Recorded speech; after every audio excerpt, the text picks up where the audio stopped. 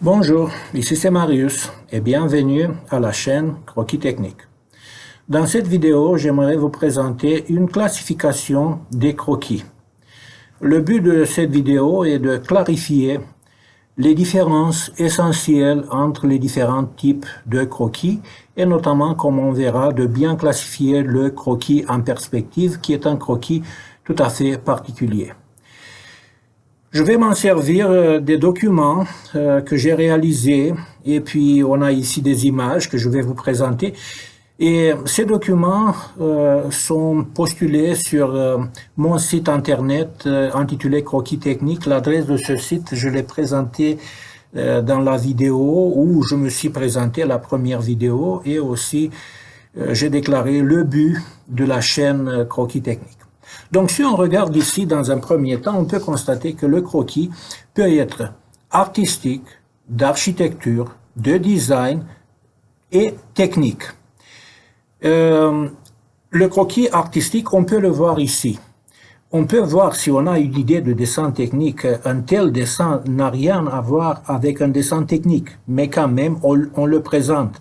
Parce que dans le début, disons dans le Moyen-Âge, les dites dessinateurs techniques qui présentaient en France le dessin de leur futur château, ils le dessinaient de manière artistique et ils le faisaient en perspective. Donc si on regarde les moyens utilisés par les artistes dans un dessin, dans un croquis artistique, on constate qu'ils utilisent le griffonnage. On pourrait nommer ça aussi le chevauchement des lignes pour donner une épaisseur aux lignes, griffonnage. Ici, il y a des lignes qui sortent en évidence et il y a d'autres lignes qui sont très pâles, donc des éléments estompés. On a des hachures pour mettre en évidence aussi un élément et on utilise beaucoup l'ombrage. Aucun de ces éléments, normalement, je ne dois pas le trouver dans un dessin, dans un croquis technique. Maintenant, on avance au croquis d'architecture et au croquis de design. En effet, les deux sont des croquis à moitié artistiques et à moitié techniques. Les architectes et les designers sont beaucoup plus artistes. Et étant artistes, voilà, ils utilisent des moyens artistiques. On voit ici des éléments estompés. En dessin technique, on verra qu'on peut et on doit dessiner tous avec la même valeur. Il n'y a pas des éléments estompés. On peut utiliser tous les traits, avoir le même poids dans notre dessin.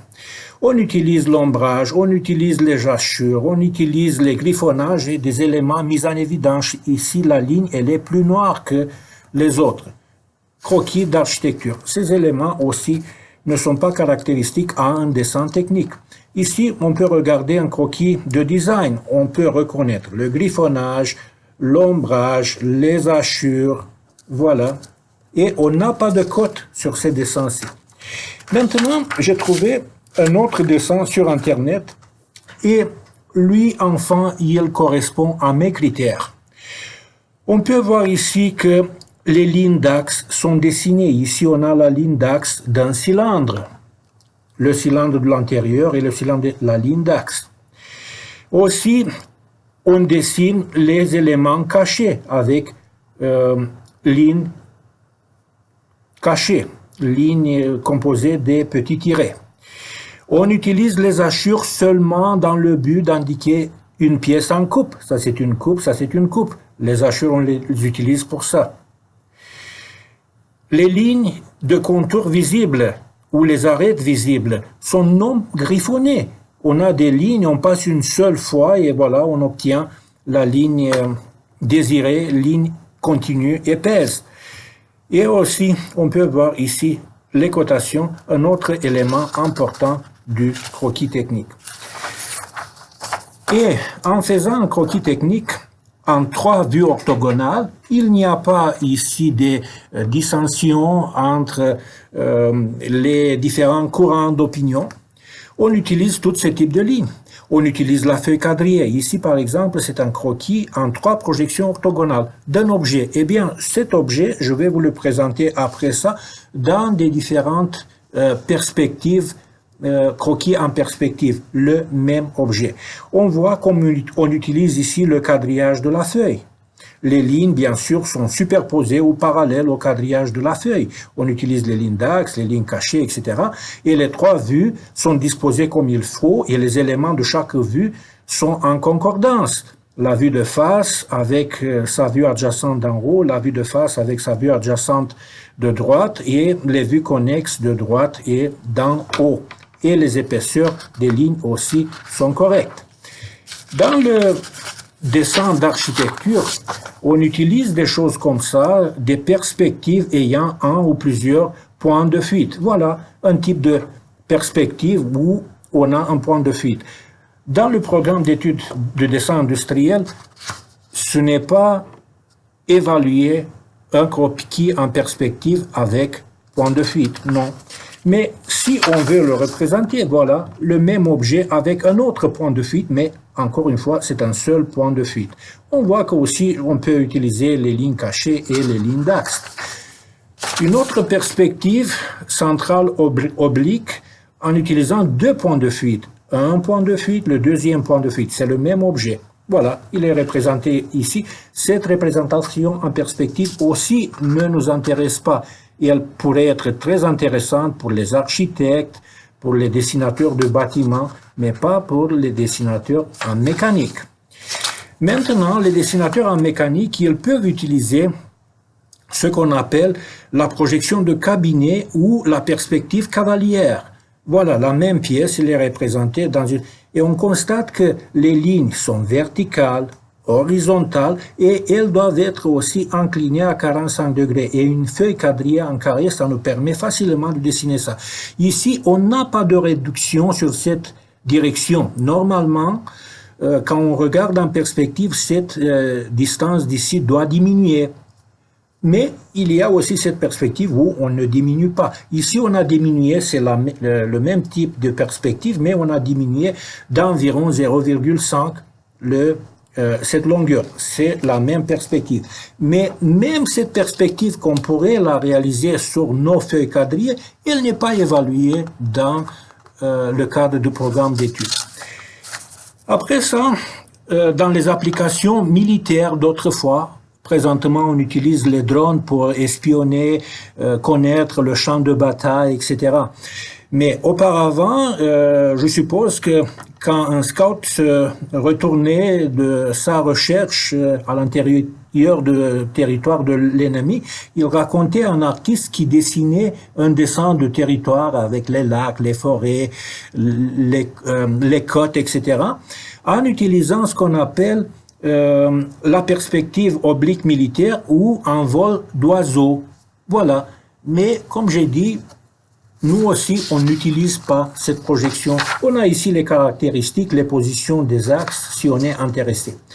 Pour la perspective parallèle, octogonale, axonométrique, isométrique, axonométrie, ça vient de grec et ça signifie mesurer sur les axes.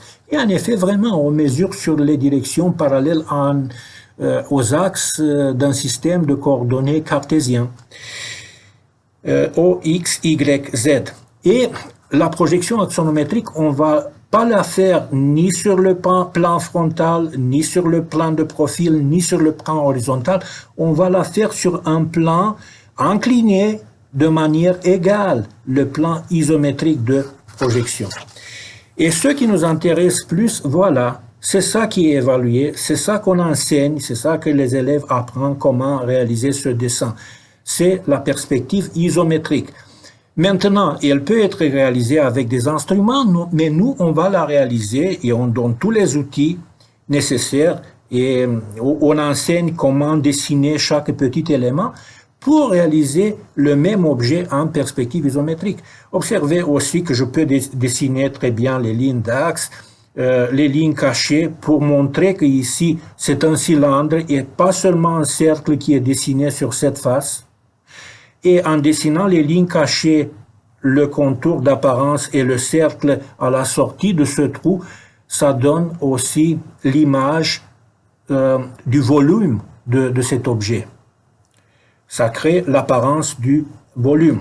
On voit aussi comment les axes sont orientés, ça c'est très important, ces angles d'ici, et le quadrillage de notre feuille, on a des petites losanges comme ça, elles sont bien orientées puisqu'on a ces angles de 120 degrés ici, ici et bien sûr ici, et les axes de notre système cartésien. Bien sûr qu'on pourrait utiliser une autre perspective isométrique qui est celle dimétrique et elle diffère un petit peu. Observez que même si j'ai dessiné sur une feuille quadrillée en losange, en effet les axes ont d'autres orientations qui sont montrées ici, mais c'est la même pièce. Ça, ce n'est pas évalué dans le cadre de notre programme. Et la troisième, c'est la perspective trimétrique où en dessinant sur la même feuille quadrillée en losange, les axes X et Y aussi ont d'autres orientations, donc on utilise presque pour rien la feuille quadrillée comme ça. Mais cette perspective, elle est aussi utilisable.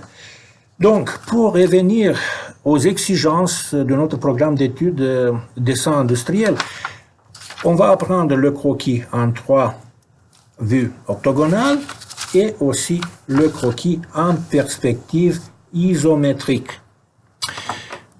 Moi, je vous souhaite bonne pratique dans ce type de croquis. Merci d'attention et à la prochaine.